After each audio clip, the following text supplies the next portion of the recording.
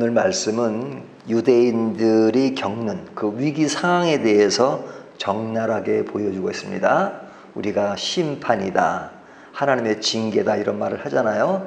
하지만 그 징계를 받는 그 인간들의 그 삶의 현장, 그것은 굉장히 고통스러운 것이죠. 그 고통스러운 장면을 오늘 보여주고 있는데요.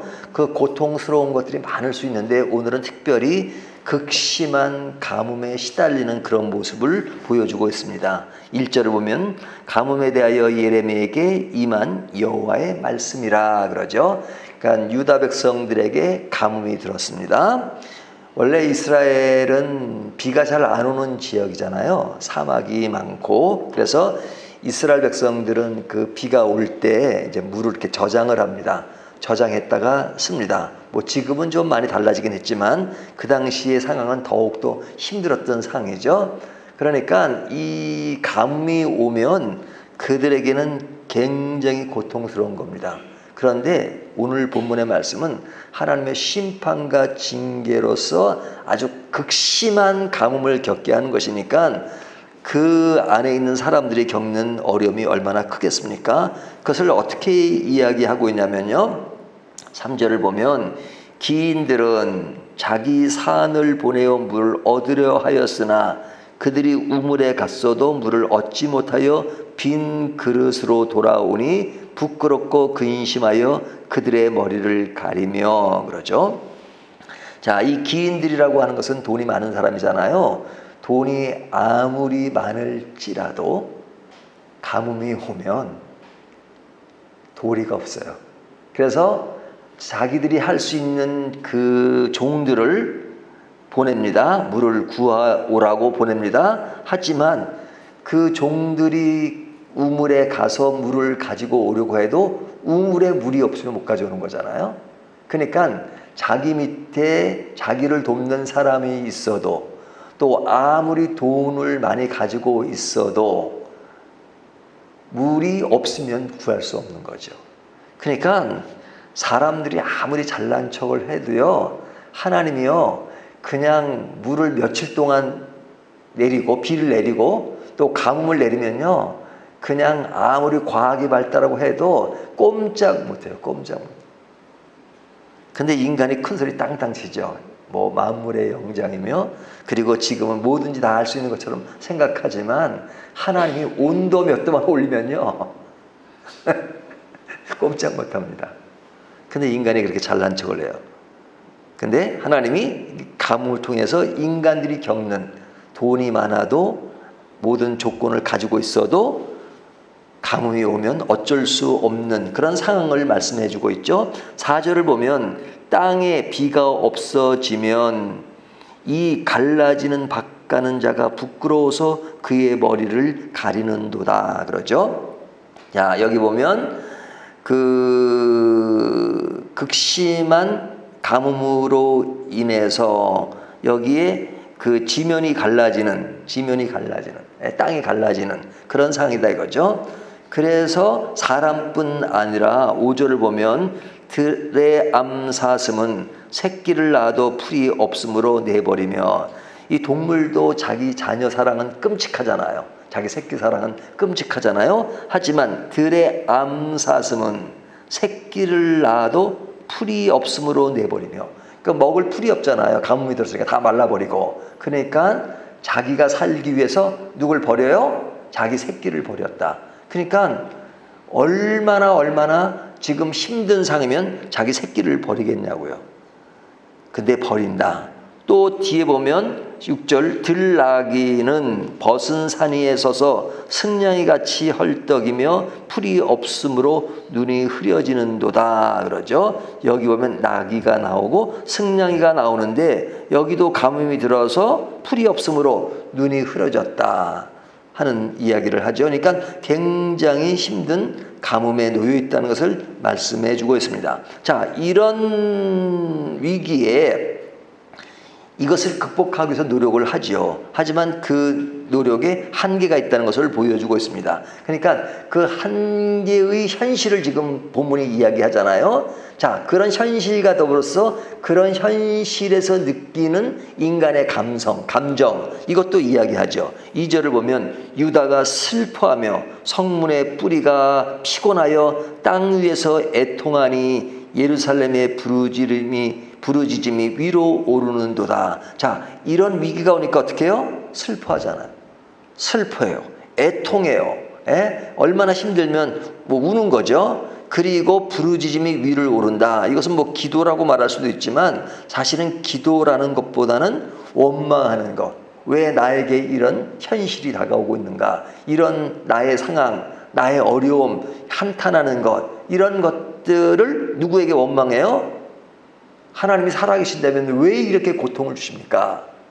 하나님을 원망하는 그런 것들이 있잖아요. 그러면서 그들이 느끼는 것이 3절 보면 우물에 갔어도 물을 얻지 못하여 빈 그릇으로 돌아오니 부끄럽고 근심하여 그들의 머리를 가리며, 여기 근심한다, 부끄러워한다, 그리고 머리를 가린다 하는 것은 그냥 어쩔 수 없는 그런 상황에 그냥 자기가 자기를 생각해도 한심한 거예요. 그래서 이것을 두 번이나 이야기해요. 4절에 보면 밭가는 자가 부끄러워서 그의 머리를 가리는도다 이러죠. 그러니까 그들이 굉장히 힘든 상황을 이야기해요. 자, 이런 힘든 상황을 그 당시 사람들만 겪나요? 오늘날 우리들은 겪지 않나요? 오늘날 가뭄은 아니더라도 우리가 인생길에서 겪어야 하는 많은 위기를 만났을 때 우리는 그 위기를 극복하려고 애를 씁니다. 하지만 그 애를 씀이 따라오지 않아서, 내 정도로 따라오지 않아서, 그래서 힘들게 하는 그런 우리들의 상황을 연상하게 하죠. 여기는 가뭄이라고 하는 어떤 가시적인 현상을 가지고 얘기하지만 우리 내면에서 겪는, 우리 상황에서 겪는 그런 것들은 여기에 사람들이 고통하는 것처럼, 애통하는 것처럼 우리도 슬퍼하고 애통하며 근심하며 부끄러워하며 머리를 가리는 그런 상황들이 우리에게도 얼마든지 올 수 있는 거죠. 자, 이런 상황에 대해서 선지자는 어떤 태도를 보이느냐? 굉장히 탄식하며 탄원합니다. 어떻게 탄원하냐면 하나님께 이야기하는 거예요. 그 이야기가 뭐냐? 7절 보면 여호와여 그러죠. 여호와여. 이 선지자의 매력은 이겁니다. 하나님께 대하여 원망할 때도 있어요. 하지만 늘 뭐라 그래요? 여호와여 그러죠. 하나님을 부르는 것이에요. 우리가 믿음이 약하다고 생각할 때가 있어요. 하지만 약한 가운데서 강하다고 생각할 때는 뭐냐면 그래도 하나님을 잊지 않는 거죠. 그래서 어떨 때는 좀 부족한 나약한 신앙의 길을 가고 있지만 그럼에도 불구하고 하나님, 하나님 그렇게 부를 수 있다는 건 대단한 겁니다. 그러니까 하나님은 이것에 큰 의미를 두어요. 어떤 사람이 저한테 상담을 왔는데 제가 도와줄 수 있는 일이 너무 없어요. 그러니까 마음만 아픈 거예요. 그래서 그분이 이렇게 가는데 제가 그분을 불렀어요. 집사님 부르니까 이렇게 뒤를 돌아보더라고요. 집사님 힘내세요. 이런 한마디 했어요. 그리고 세월이 지났어요. 그때 그분이 하는 말씀이 목사님이 그때 가는 저를 부르면서 집사님 힘내세요. 그래서 제가 뒤돌아보면서 저를 부르면서 힘내세요라는 그 말이 저에게 굉장히 큰 위로가 됐어요. 라는 이야기를 하더라고요. 저는 그냥 어쩔 수가 없으니까 그분 부른 것밖에 없는데 근데 하나님도 우리를 보시면서 여호와여 하나님이여 그렇게 부르는 것을 원할 때가 많으세요. 우리가 뭘 하겠어요? 위기 상황에 우리가 할 수 있는 일도 있지만 할 수 없는 그 일에 대해서 그냥 너무 힘드니까 그냥 다른 말도 못해요. 하나님 하나님 그렇게 부를 수밖에 없는 그런 처지에 있지만 하나님은 그것을 기이 여기세요. 그리고 그런 우리를 향해서 또 우리 이름을 부르실 거란 말이죠. 여기에 여호와여 우리의 죄악이 우리에 대하여 증언할지라도 주는 주의 이름을 위하여 일하소서 우리의 타락함이 많으니이다. 여기 보면 유다 백성들이 가지고 있는 죄악과 타락 그리고 범죄로 인한 징계가 지금 이루어지고 있다는 것을 선지자는 이야기하고 있잖아요. 주께 범죄하였나이다. 그러니까 그런 고통을 받는 그의 현실을 이야기합니다. 그러면서 하는 이야기가 8절 이스라엘의 소망이시오 고난 당할 때의 구원자이시며 어찌하여 이 땅에서 거류하는 자 같이 하룻밤을 유숙하는 나그네와 같이 하시나이까. 여기 보면 하나님 이 고통을 주신 거 알아요. 하지만 하나님, 그래도 우리가 이 땅에 사는 하나님의 백성이지 않습니까? 나그네는 아니지 않습니까? 그냥 하룻밤 지나가는 나그네가 묵는 것도 아니지 않습니까? 그러니까 우리가 모르는 사이도 아닌데 좀 봐주십시오 하는 그 이야기예요. 그것이 계속돼요. 그러니까 우리가 나그네가 아님을, 그리고 우리가 그냥 하나님과 이렇게 보통 사이가 아니라 하나님의 선택된 백성이고, 그러니까 우리를 버리지 말아 주십시오. 남 보듯이 보지 마시고 우리를 좀 봐주십시오 라고 지금 누가 기도하고 있어요? 예레미야 선지자가 기도하고 있는 겁니다. 그래서 9절 보면 어찌하여 놀란 자 같으시며 구원하지 못하는 용사 같으시니까 여호와여 주는 그래도 우리 가운데 계시고 우리는 주의 이름으로 일컬음을 받은 자오니 우리를 버리지 마옵소서. 하나님 남보듯 보지 마시고 하나님은 그런 분이 아니지 않습니까? 그러니까 좀 우리 좀 봐주십시오 라고 그래요. 이 말 속에는 좀 때도 있죠. 때도 있어요. 하지만 그들이 당하는 그 현실과 고통을 너무너무 심각하게 생각하고 하나님께 간절하게 기도하는 그런 모습을 볼 수 있죠. 그래서 이런 선지자의 간절한 기도인데, 여기서 우리가 하나 생각할 수 있는 게 뭐냐면, 지금 이 고통이 누구 때문에 온 거예요?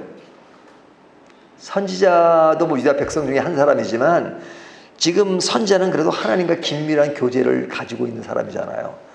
우상을 숭배하고 죄악길에 가는 것은 유다 백성들이에요. 근데 유다 백성들도 이런 상황 속에서 위를 향해서 부르짖음이 있지만 그들이 하나님께 간절히 기도하는 그런 모습을 묘사하고 있지 않아요. 그들은 빠져 있어요. 간단하게만 스쳐 지나가요. 하지만 지금 이런 문제를 간절하게 애타게 기도하는 건 누구예요? 선지자잖아요. 선지자는 자기 때문에 오는 문제라고 볼 수도 없어요. 하지만 그가 고통스러워하고 괴로워하는 것은 이스라엘 백성들을 보면서 괴로워하고 그들이 겪는 고통을 괴로워하면서 하나님 이 고통에서 멀어질 수 있도록 해달라고 그들을 위해서 간절히 기도해요. 그 백성들에게는 또 하나님의 메시지를 전하니까 그 메시지를 전하는 것에 대해서 사람들이 좀 좋은 얘기 좀 해라 하고 그를 외면하고, 그러니까 사람에게도 외면을 당하고 하나님 앞에서는 또 이스라엘 백성들의 모습을 대변해야 하는 그런 모습의 외로움, 고독, 이런 것들이 선지자에게 느껴지잖아요. 그러니까 이런 상황 속에서 굉장히 힘들어 하는데, 진짜 이런 말을 들어야 하는 사람들은 누구예요? 유다 백성들이잖아요. 하지만 유다 백성들은 살짝 뒤에 떨어져 있어요. 우리가 학교 다닐 때 보면 이제 문제를 일으키는 학생들이 있잖아요. 그럼 선생님이 그 학생에 대해서 막 이야기를 해요. 이런 나쁜 짓을 해가지고 우리 반이 지금 뭐 좀 나쁜 이미지가 있고 그러잖아요. 근데 그 학생들은 그 장본인이 아니에요. 장본인은 없고 학생들은 무슨 죄가 있다고 계속 선생님이 이전 이야기할 때 그 질책을 다 받고 있잖아요. 그러니까 설교할 때도 보면 그래요. 설교할 때 보면 정말로 우리들이 그릇된 길을 갈 때 그 말씀을 이렇게 전하잖아요. 그러면 실제 그런 대상은 교회 오지도 않아 가지고 멀리 떨어져 있어요. 하지만 앉아서 듣는 사람들은 그것과는 거리가 먼데도 불구하고 그 말씀을 듣잖아요. 그래서 아니 나에게 주는 것은 아닌데도 불구하고 그렇게 그런 것을 당면할 때가 있잖아요. 하지만 또 다르게 생각해 보면 진짜 하나님 앞에 성숙되면 성숙될수록 그런 메시지를 더 리얼하게 받아들여요. 진짜 받아들일 사람은 더 둔해지고 안 들어요. 하지만 영적으로 민감한 사람은 죄인이 들어야 될 그런 메시지를 들으면서 또 그것을 자기 안에서 소화하고 적용해서 그래서 또 그런 변화 속에서 더 성숙하고 성장하게 만들어요. 그러니까 그게 복이죠. 억울하다가 아니라. 그러니까 여기에 보면 예레미야 선지자와 유다 백성들을 이렇게 비교하는 그런 것들이 간접적으로 표현되고 있습니다. 자, 이런 상에서 하나님은 원하시는 것이 무엇일까? 사람들이 매를 맞으면요, 그 매가 무서워서 잠깐 그 매를 피하기 위해서 애원하고 할 때가 있잖아요. 하지만 하나님은 그런 모습을 원치 않으세요. 하나님은 매를 주시면 세게 때리시잖아요. 그 매에 무서워서 그냥 임시 항복하는 걸 원치 않으세요. 진정으로 회개하고 돌아오시기를 원하시죠. 그래서 흉내내는 것을 싫어해요. 흉내내는 것. 그래서 이 흉내내는 것은 종교적인 모양과 색채, 이렇게 표현하잖아요. 모양과 색채. 사람들은 모양과 색채를 가지면요, 그게 진짜인 줄 알고 생각할 때가 많아요. 그렇기 때문에 우리가 끊임없이 점검해야 될 것은 나의 신앙이 하나의 종교적인 모양이냐, 색채냐, 흉내를 내는 거냐, 이런 것들은 항상 점검해야 돼요. 그런 흉내를 제일 잘 낼 수 있는 사람이 누구예요? 목사부터가 제일 그래요. 예? 왜냐하면 매일매일 말씀 전하고, 그러니까 얼마든지 흉내를 내고 그럴싸하게 보이려고 할 수가 있단 말이죠. 하지만 그 속의 내면 속에서 하나님과의 밀접한 교제가 없으면 그것은 꾸미는 거죠. 위선이죠. 그렇기 때문에 자기와의 싸움이 제일 큰 것은 뭡니까? 늘 하나님 앞에서 우리가 늘 매일매일 말씀을 보면서 나에게 주는 메시지로 이 말씀 속에 나는 진실한 길을 가고 있는가, 아니면 하나의 흉내를 내고 있는가. 하나님이 지금 몽둥이를 주셨지만 흉내내는 거 원치 않으세요. 그러니까 하나님이 뭐라고 말씀하세요? 유다 백성에 대한 평가가 뭐냐면 10절, 여호와께서 이 백성에 대하여 이와 같이 말씀하시되 그들이 어그러진 길을 사랑하여, 지금 그들이 가는 길을 뭐라 그래요? 어그러진 길을 사랑한다 그래요. 하나님을 사랑하고 바른 길을 사랑해야 되는데 어그러진 길을 사랑하며, 그러죠? 또 10절을 계속 보면 그들이 발을 멈추지 아니하므로, 잘못됐으면 그 자리를 멈춰서 돌아서야 되잖아요. 하지만 멈추지 않아요. 자기의 길을 계속 가고 있어요. 그러니까 얼마나 안타까운 겁니까? 여호와께서 그들을 받지 아니하고 이제 그들의 죄를 기억하시고 그 죄를 벌하시라고 하시고, 자, 하나님은 이런 자에게 그냥 벌을 멈추지 않겠다고 말씀하세요. 왜? 그들이 돌아온 것이 아니니까. 그런 가운데 그들은 뭘 하죠? 여기 보면 그들 12절 보면 그들이 금식할지라도 내가 부르짖음을 듣지 아니하겠고 번제와 소제를 드릴지라도 내가 그것을 받지 아니할 뿐 아니라. 그러니까 그들에게 뭐가 있다는 거예요? 번제와 회개, 제사가 있다는 거예요. 그들에게 금식도 해요. 기도도 해요. 하지만 돌아선 건 아니에요.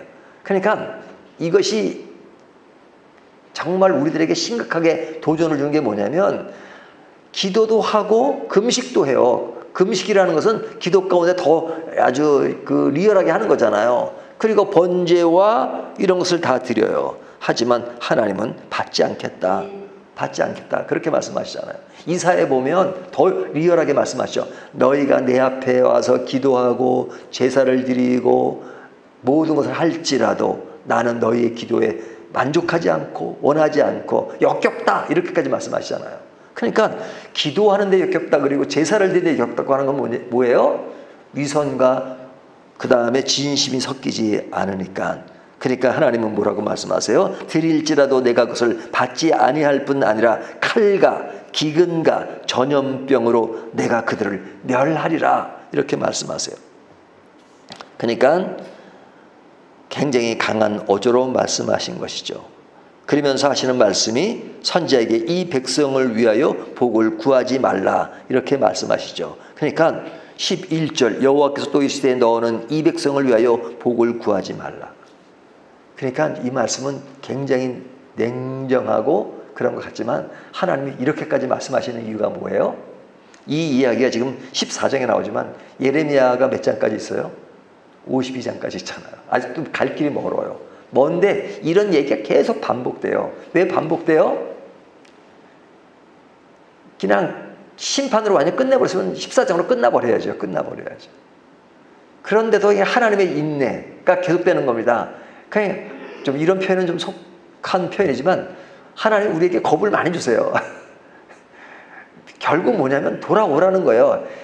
그냥 어릴 때는 더 강하게 얘기하고 강하게 얘기하고 이놈들이 그래도 안 돌아와. 그러니까 더 강하게 얘기하고 강하게.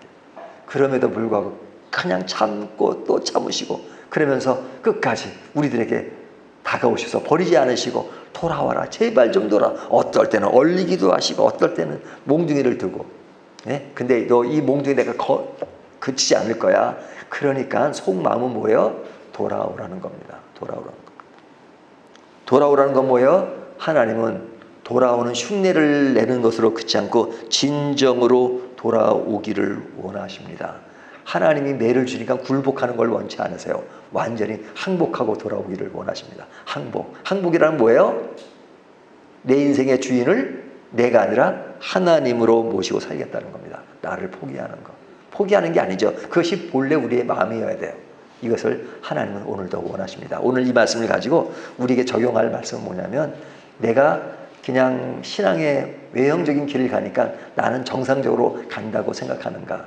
아닙니다. 우리들은 더욱더 신앙생활을 외형적으로 더 깊이 하면 할수록 더욱더 우리의 내면의 세계를 깊게 볼 수 있는 것이 필요해요. 늘 말씀을 보면 늘 보이잖아요. 그 말씀을 통해서 우리를 다시 한번 점검함으로써 우리의 삶을, 우리의 신앙을 보다 넉넉하고 보다 깊고 보다 아름답게 만들어가는 저와 여러분이 되시기를 주님의 이름으로 축원합니다.